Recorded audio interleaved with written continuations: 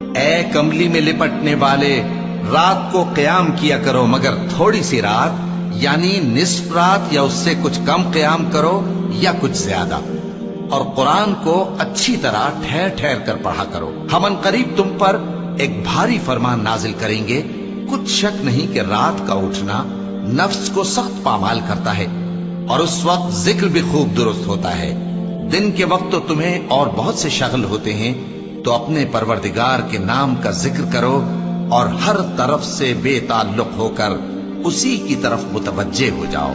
وہی مشرق اور مغرب کا مالک ہے، اس کے سوا کوئی معبود نہیں، تو اسی کو اپنا کارساز بناؤ۔ اور جو دل آزار باتیں یہ لوگ کہتے ہیں ان کو سہتے رہو، اور خوبصورتی سے ان سے کنارہ کش رہو، اور مجھے ان جھٹلانے والوں سے جو دولت مند ہیں سمجھ لینے دو، اور ان کو تھوڑی سی مہلت دے دو۔ کچھ شک نہیں کہ ہمارے پاس بیڑیاں ہیں اور بڑی زبردست آگ ہے، اور گلے میں اٹکنے والا کھانا ہے، اور درد دینے والا عذاب ہے۔ جس دن زمین اور پہاڑ کانپنے لگیں اور پہاڑ ایسے بھربھرے ہو جائیں گے جیسے ریت کے ٹیلے، اے اہل مکہ، جس طرح ہم نے فرعون کے پاس موسیٰ کو پیغمبر بنا کر بھیجا تھا، اسی طرح تمہارے پاس بھی محمد صلی اللہ علیہ وآلہ وسلم ایک رسول بھیجے ہیں جو تمہارے مقابلے میں گواہ ہوں گے۔ سو فرعون نے ہمارے پیغمبر کا کہا نہ مانا تو ہم نے اس کو بڑے دردناک انداز سے پکڑ لیا۔ اگر تم بھی ان پیغمبر کو نہ مانو گے تو اس دن سے کس طرح بچو گے جو بچوں کو بوڑھا کر دے گا، جس سے آسمان پھٹ جائے گا۔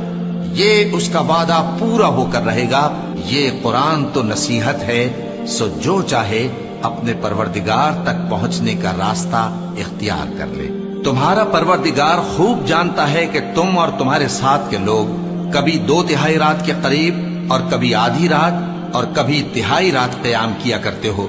اور اللہ رات اور دن کا اندازہ رکھتا ہے۔ اس نے معلوم کیا کہ تم اس کو نبھا نہ سکو گے، تو اس نے تم پر مہربانی کی، پس جتنا آسانی سے ہو سکے اتنا قرآن پڑھ لیا کرو۔ اس نے جانا کہ تم میں بعض بیمار بھی ہوں گے، اور بعض اللہ کے فضل یعنی معاش کی تلاش میں ملک میں سفر کریں گے، اور بعض اللہ کی راہ میں لڑیں گے، تو جتنا آسانی سے ہو سکے اتنا قرآن پڑھ لیا کرو، اور نماز قائم کرتے رہو، اور زکوٰۃ ادا کرتے رہو، اور اللہ کو نیک نیتی سے قرض دیتے رہو، اور جو عمل نیک تم اپنے لیے آگے بھیجو گے اس کو اللہ کے ہاں بہتر اور صلے میں بہت عظیم پاؤ گے، اور اللہ سے بخشش مانگتے رہو، بے شک اللہ بخشنے والا ہے، مہربان ہے۔